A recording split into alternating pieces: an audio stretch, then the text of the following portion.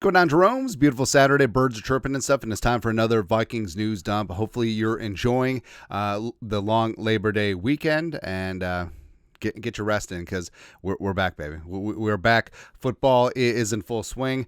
Just watched a bunch of garbage college football games on Friday night. I mean, so it's sort of the thing where we were just begging and praying for any sort of football game the last couple months, like in spring, and just like, please, we will take a crappy football game. And then college just gave us a bunch of crappy football games.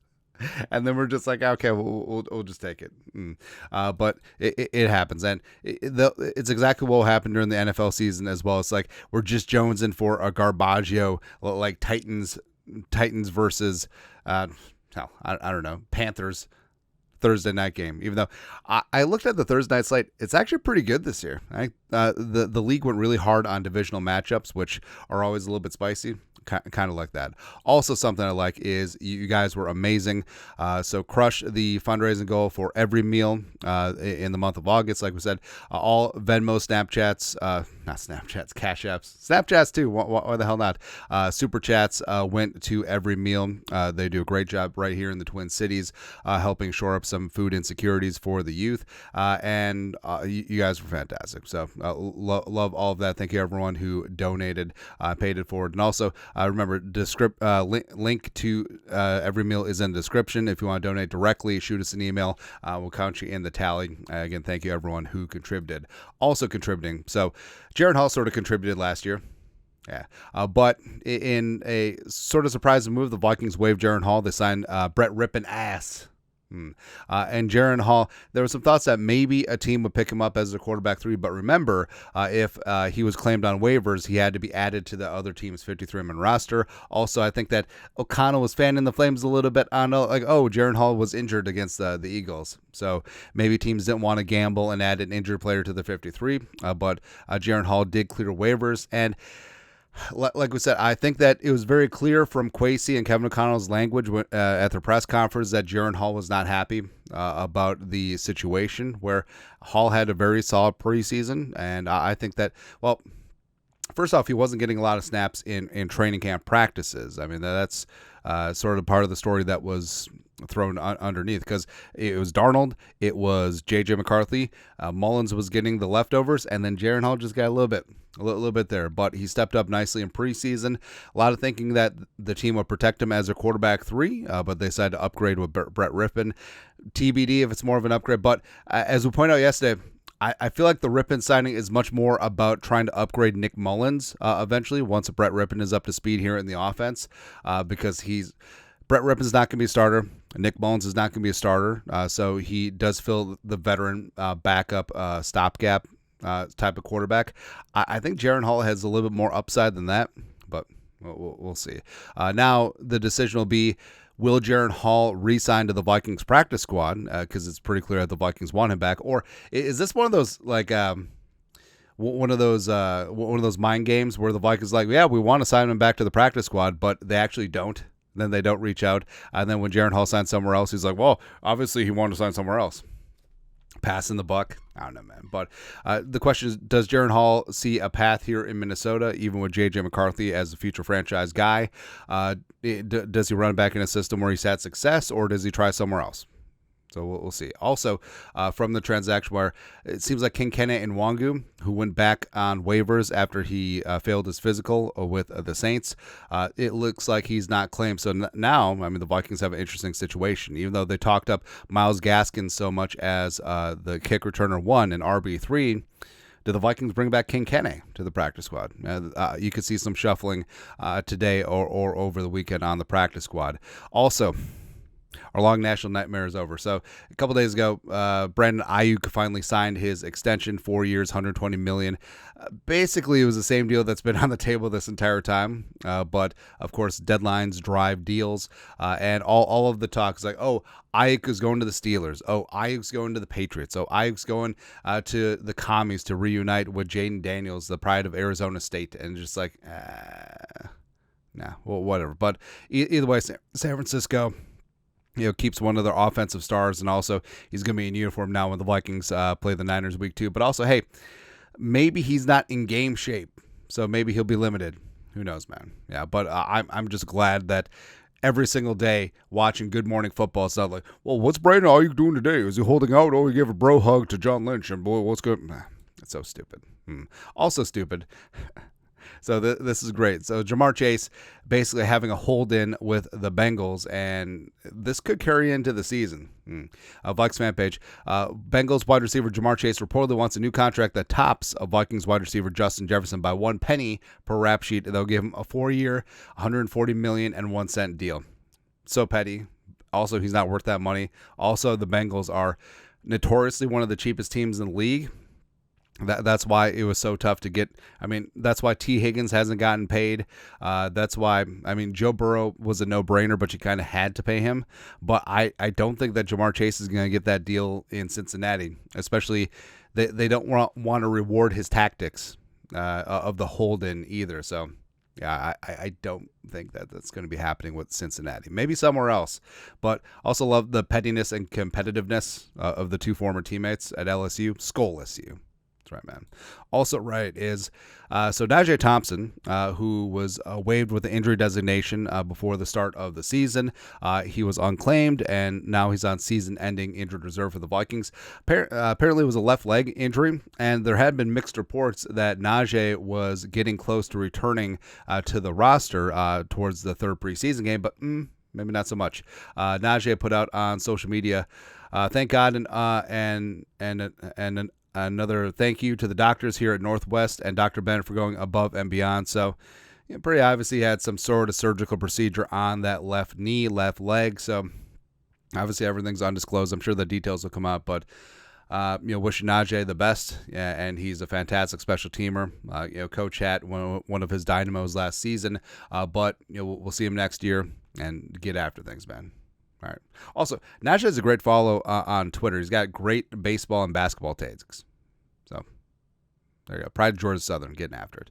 Also, speaking of getting after it, so I love the Trishton Jackson story, man. So, multiple colleges. He went to Michigan State and Syracuse, bounced around UDFA, went to the Rams, then came here a year before Kevin O'Connell, had some crossover KOC with the Rams. Kevin O'Connell and Wes Phillips loved Trishton Jackson. They kept him here in Minnesota 4 years. 4 years, up and down, cut, waived, practice squad, up and down, but finally showed up and showed out, made a huge impression in preseason, and now earned himself a spot on the 53-man roster. Plus, with Addison and his ankle potentially being dinged up early on, again, Addison's not going to be suspended this year. Probably next year. But Addison's ankle, does leave open the door for guys like Naylor, Powell, and Jackson to contribute early at wide receiver, even if Addison plays, he might not be 100%. And, of course, being opposite Justin Jefferson, it's a big non-factor there. Plus, Jets and T-Jax are BFFs, so love to see them growing together. And love stories like Trishton Jackson, man. Just busting his ass and just really climbing up the ladder, getting that 53-man roster. Guaranteed money this year. That's right, man.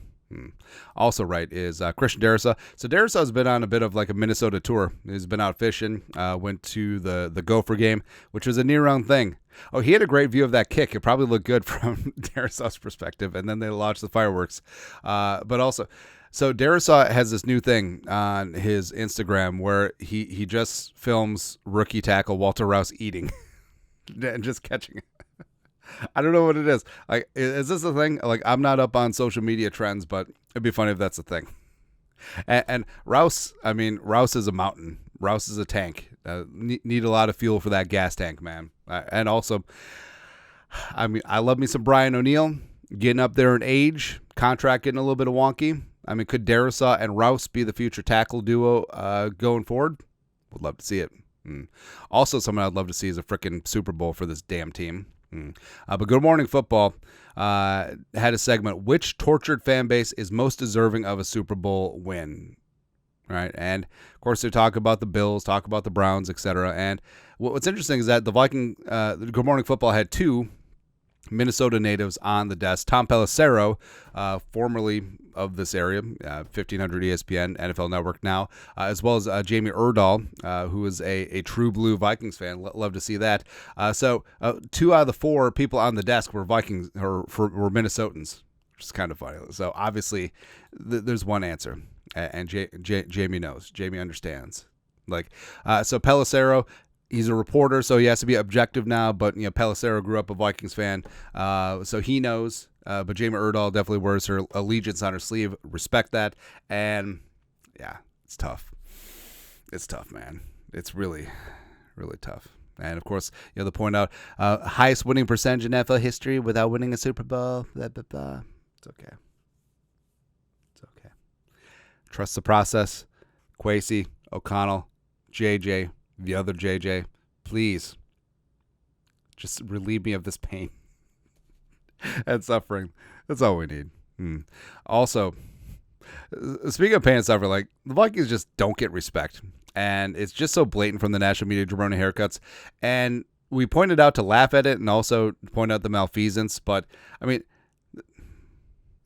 this one's so stupid. So, NFL on Fox. These 5 teams had perfect preseasons. The Jets, the Broncos, the Jaguars, the Bears, who went 4-0, only 4-0 team, and the Tennessee Titans. They're missing one. Now, obviously, preseason does not matter.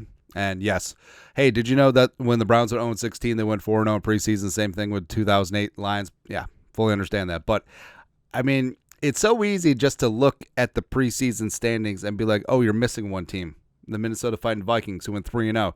They won their first preseason games in about 2 decades. It's fantastic. Kevin O'Connell, hoist a trophy, man. I mean, going undefeated in preseason is about as good as winning the in-season tournament in the NBA. Yeah, but again, how hard is it to look at a standings? I mean, this is a kind of a bad error, but it's okay. Also okay. So we talk about how this team is one of the youngest in the league, but of course, in aggregate, I mean, the team is not. So who put this out? I can't read that. Average age of each NFL team after 53-man cutdowns. The Vikings are second oldest team in the league at 27.2 years young, only behind the Dolphins at 27. Now, yes and no. So, yes, in aggregate, in total, it's one of the older teams in the league. But, of course, that number is warped because you got guys like Aaron Jones. You have guys like Harrison Smith, Harrison Phillips, Stephon Gilmore, and also Andrew DePaulo is literally 95 years old. So that definitely skews the average. And also, when we talk about how the Vikings have one of the youngest teams in the league, we're talking specifically about the superstar core, which is what matters. So J.J. McCarthy is 21. Justin Jefferson is 25. Addison's 22. Only 22. Hawkins is 27, the elder statesman of the core. Darrisaw is 25. Pace is 23. Diamond Dallas Turner is 21. Say you're right. So you're right. So, again, we say ad nauseum the Vikings have one of the youngest teams in the league. We're talking specifically about the core. So just want to clarify that because I know that a lot of people probably saw that too. It's like, oh, you can't count. It's fair. It's fair, man. Something I also can't do is manage a stupid fantasy football team. So we put this on the community tab. We got some praise. We got some roasts. I mean, that's fair. I mean, that's the great thing about fantasy football is that everyone thinks that they're an expert except no one is. Or else, I just don't trust people who are self-proclaimed fantasy football experts. I'm sorry. I just can't. Now, my whole spiel is this is my league of note, but I don't take fantasy football very seriously. Even though you would think that given this side hustle that I would, but I really don't care. I just I like having a sweat on Sundays. I'll set my lineup and kind of know what's going on. Maybe I'm just downplaying this. Who knows, man? But I had fun with this draft. Plus, this was one of those in-person drafts with the whole board and sticker thing, which is fun. But the sticker is the slowest damn thing. It really is. Plus, this league has some older people in it, so a couple boomers in here. And the most frustrating thing is, so these older people have just discovered the Haktua girl video. And they were talking about it like it was the greatest thing since sliced bread, and they're looking it up on the Facebook. Oh, you have to see this video. Hey, it's what's like yeah. It's like I was making this face the entire time. Jamie knows what's up. Anyways, but yeah, stickers are always a lot of fun. Now, my thinking here is 12-team league, full point PPR. I was in the 6 hole, and also, what's great is, when it's stickers, there's no auto draft, there's no power rankings, there's no anything. So, people have to keep tabs, and There's some value out there, man. But Jefferson fell to 6. People don't believe in Jefferson. That's okay. I'll certainly take him. Jahmyr Gibbs, hopefully that hamstring isn't an issue. Hopefully David Montgomery doesn't eat up the goal line work. Devin Kane. So I'm banking on hopefully Mostert doesn't have 75,000 touchdowns, as well as Devin stays healthy, which would be kind of nice. Kenneth Walker the third. Even though Zach Charbonnet is like nipping at his heels, like I still think that Walker is going to be number 1 in Seattle. And even though it's a sea change going from Pete, I still think that Mike McDonald is going to want to run the ball. Trey McBride and Kyler Murray, I like the stack a lot. And Kyler is going to have a decently high floor because of the rushing. Also, I think they're going to air it out a little bit. I think Kyler's going to have a little bit of fun. Plus Trey McBride. So I think he's one of the more underrated ones, the pride of Colorado State, and I think that the Ram will go hard in the paint for the Cardinals. T. Higgins. So I mean, with Jamar Chase and his weird holdout, like even if he gets on the field, like he may not be in game shape, ready to go. Plus Higgins got to be pissed off. Higgins in the contract year. Higgins is going to basically play every single game like it's the fourth quarter of the Vikings game last year. It's what I'm banking on. Cortland Sutton's underrated. I mean, Bo Nix is not a dummy. I don't believe him as a tier 1 quarterback, but also he understands like, hey, Jerry Jeudy gone.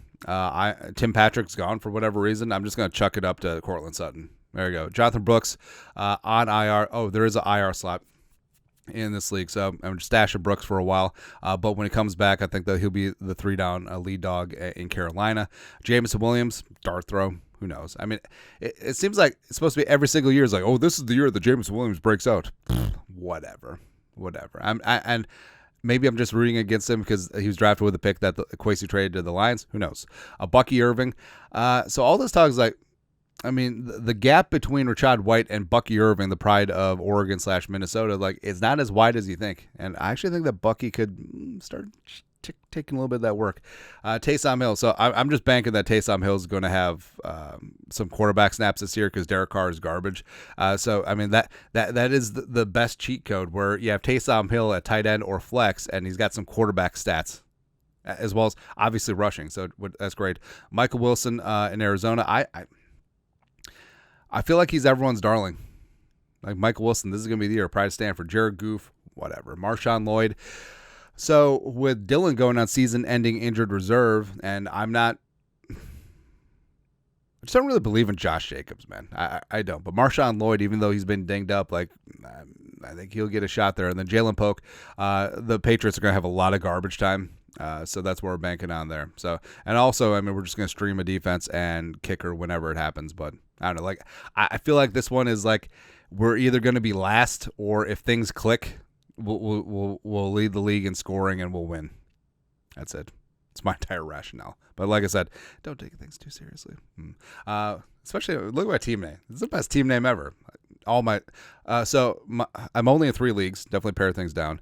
So I'm either Kim Jong Thrill or just Aubrey Plaza. That's it. Anyways, you guys are the best. You know what to do. Enjoy your weekend. Love you. Skol. No production value. Some production value. Minor. Modicum.